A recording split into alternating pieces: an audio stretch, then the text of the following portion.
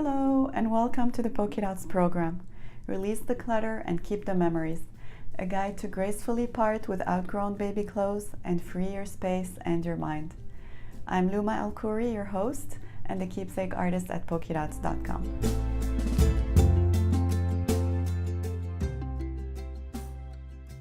Today is day 4, the letting go day. I know you're ready, so let's dive in. Yesterday, I gave you a few ideas for things you can do with a small selection of baby items you want to keep. Whatever ideas you like of my suggestions, keep them in mind when you go through your items today. Here are a couple of pointers to start. Ideally, most of the clothes you're going through today will be donated. Whether you decide to give them to friends and relatives or donate them to your neighbors or your local Goodwill, giving feels the best in my opinion. If you have to keep some items, that's totally fine. But the items you keep should be limited and fit in a small box, like a prettier version of a shoebox. The items you keep in that box will be your most precious items. Anytime you open the box, you should expect to feel happy and remember precious days. The process should be quick. You should not spend days on this. Put aside a few hours to do this in one sitting if you can. You may want to invite a friend or a family member to join you and help you.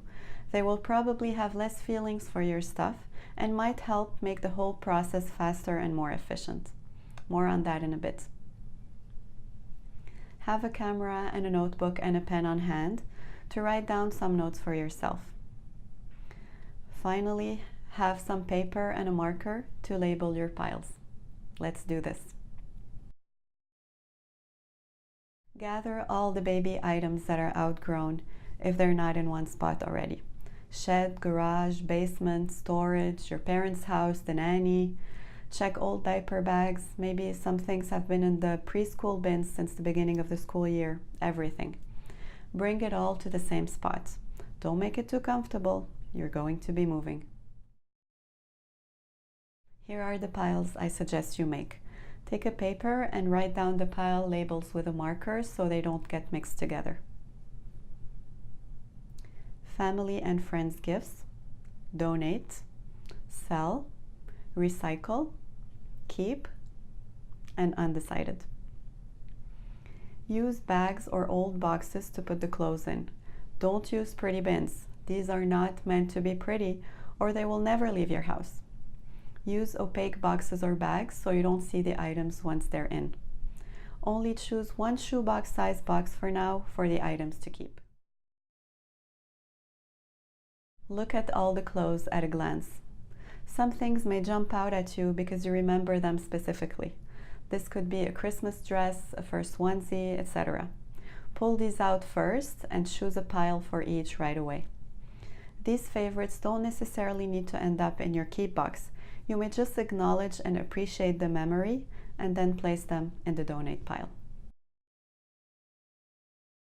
Now you know that you pulled out the most meaningful clothes, and the rest are just clothes that you've kept without specific meaning to most of them. This should serve as a sign that the rest of the clothes are not special and therefore should not be kept. Go through the clothes fairly fast. If you're undecided, put them in the undecided pile for now, but don't let the undecided items slow you down. You will get back to these later. Try to put the most items in the donate pile. Put items in the gift pile only if you have someone specific in mind to give them to. Here are some more tips. Do it fast. For each item, try to make a decision in 3 seconds or less. Don't separate the clothes by age or gender or season. That's where a friend comes in. If you really want to organize the clothes before you donate them, let your friend do it without your involvement. Be realistic with your sell pile. Will you actually sell them and is it worth the trouble? Consider gifting or donating. After doing all your triage, it should be easier to decide what to do with the items of the undecided pile. Take a little more time for these so you don't stress about getting rid of something. Consider taking photos and donating the clothes.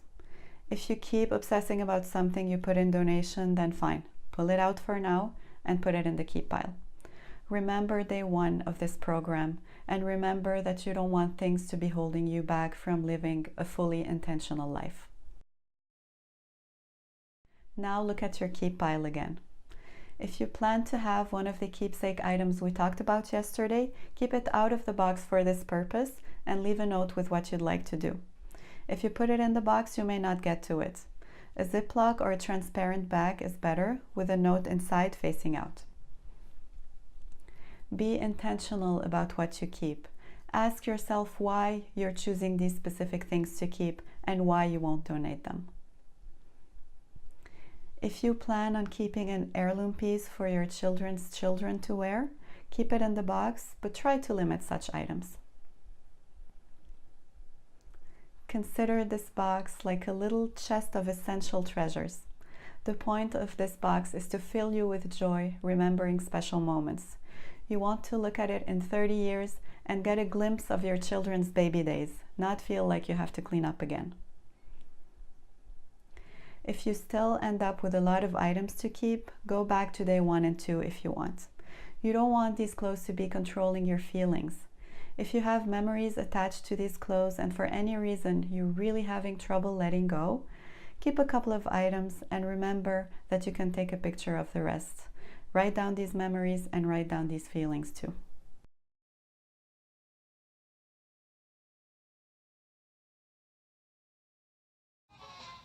When you find out you can live without it and go along not thinking about it, I'll tell you something true. The bare necessities of life will come to you.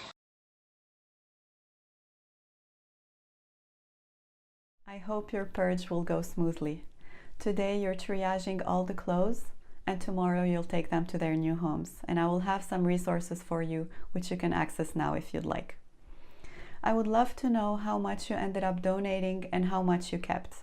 Send me an email or tag me on Instagram at pokedots, and if you have any questions, I'm only one message away.